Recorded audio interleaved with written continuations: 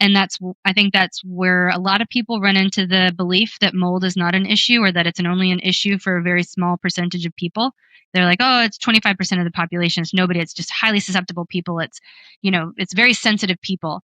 But if you kind of take a step back and go like, what do you think mold does? Like outside, what does it do? It breaks things down. How do you think that your body, your soft tissue is immune to that? Why do you think that that's okay or acceptable in your largest financial investment in your indoor environment where your children are breathing? You take 25,000 breaths a day and we spend 90% of our time indoors. Like these just small facts don't Mhm. support the fact that we can ignore mold in our indoor environment. And so just kind of helping people to understand that, but also giving people grace and that it takes people time to get there. And, I don't know what you guys would be doing if you weren't in this profession. And I certainly wouldn't be sitting here talking about mold, Yeah.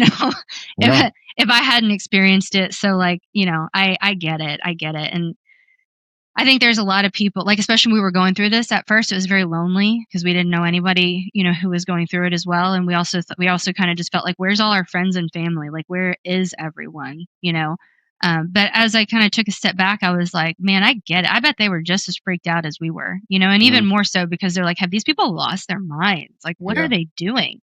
And not wanting to trust us enough to know that we were doing what we felt was best for our family, but also not fully wanting to like jump into crazy town in case we had absolutely lost our marbles.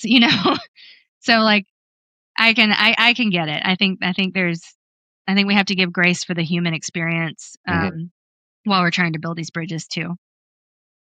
So speaking of the isolation and advocacy aspect of things, do you have a foundation that you've created? Did I read that?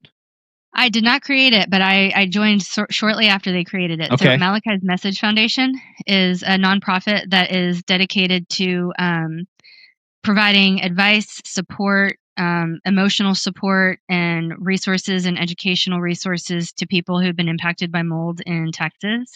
And the founder, Emily Rochelle, she founded it with Elizabeth Kripe, who is no longer on the board, but they were both the co-founders just a few years ago of the foundation, and it's been an incredible organization to be a part of. It was at first really difficult because I was in the middle of going through, the journey as well.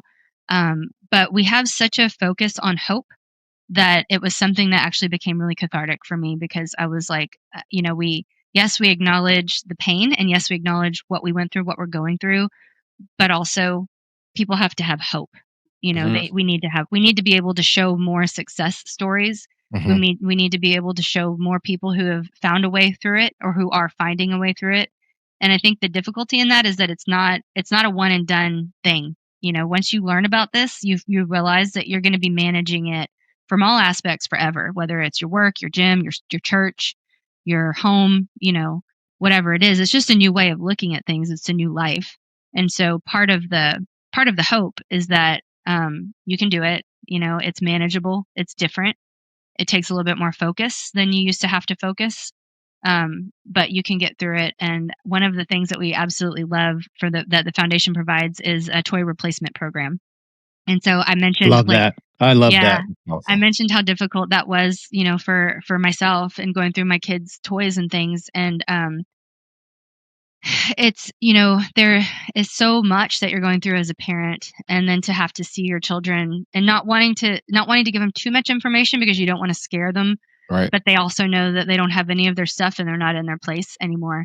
And so, if you can, you should see the little smiles with just, we get pictures when we send all the Amazon packages or, whatever they've picked out to their house, and they're able to open everything up and it's like Christmas Day and they're just so excited and happy and they have brand new toys, and it doesn't fix anything, right?